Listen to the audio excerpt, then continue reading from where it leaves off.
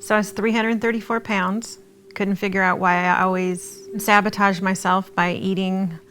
Decided to go see a counselor to find out once and for all why. Had to fill out the paperwork. Sat down with her to do the intake. She started reading and she's like, so I see here that you suffered from anxiety and depression. You've been suicidal. And I'm like, yes. And she's like, but you're here to lose weight. And I'm like, yes.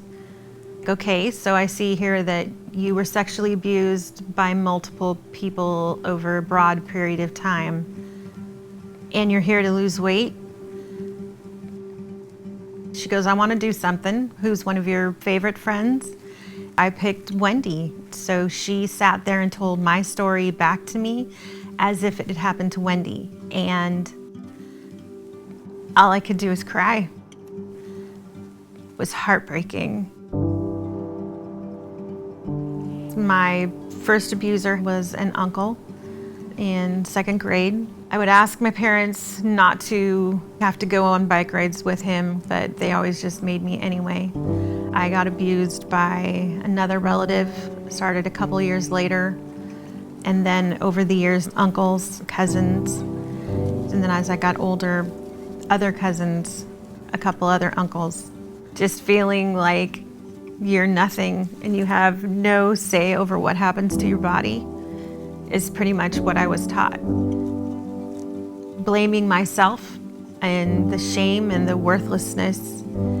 There is nothing good about you, no matter what success you have, no matter what you do in life, it is shadowed by this darkness and that place of no self-esteem.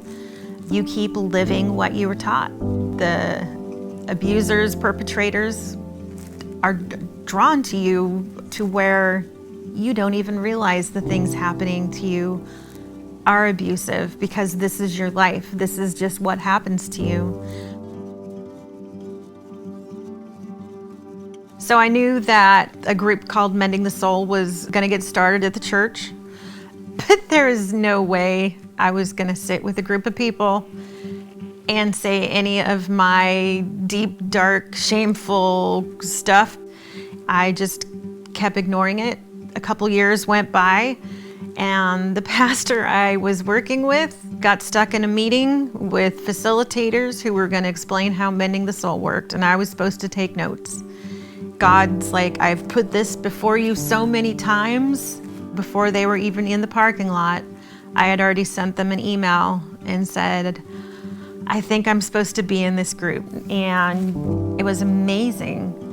I had so many light bulb moments where God showed me things. I had done nothing. I had not put God in the picture. I had been trying to do everything on my own. Through this curriculum, the book and the workbook, I laughed, I cried. The women cried with me. You shine a light on all those dark, dirty, ugly places. And you're like, oh my gosh. The women didn't run away. They cried. They were ticked off on my behalf. I had never had anybody mad at what had happened to me. By the time I got to the end, I had already changed so much, and I was so crazy excited about what had happened that I'm like, I need to help other women. So that summer, I signed up for facilitator training. And the other key is it makes you go through Mending the Soul again every time you facilitate. And God keeps showing you there are new areas that you have to work on, which I've actually gotten to where I look forward to now. Over the years, when I've tried to bring up my abuse with my family and talk about it, it just got downplayed on their end. Having to talk about it means that they have to take responsibility for their decisions or lack of decisions. It's easier to be quiet, keep our masks on. Nobody talks about it and nobody warns anybody else. We're so stuck in how things look and wanting things to look great in appearance. It just feeds it and makes it darker. It just gives them opportunity to keep on abusing more and more people. There's so much hope and so much beauty in going through Mending the Soul. It just makes things make sense in a way I never, ever dreamed would be possible. It has healed those make you sit and cry late at night type places. I can see the changes. I can see the confidence that I never thought in my lifetime I would ever get. I can talk about my past now in a way that can help other people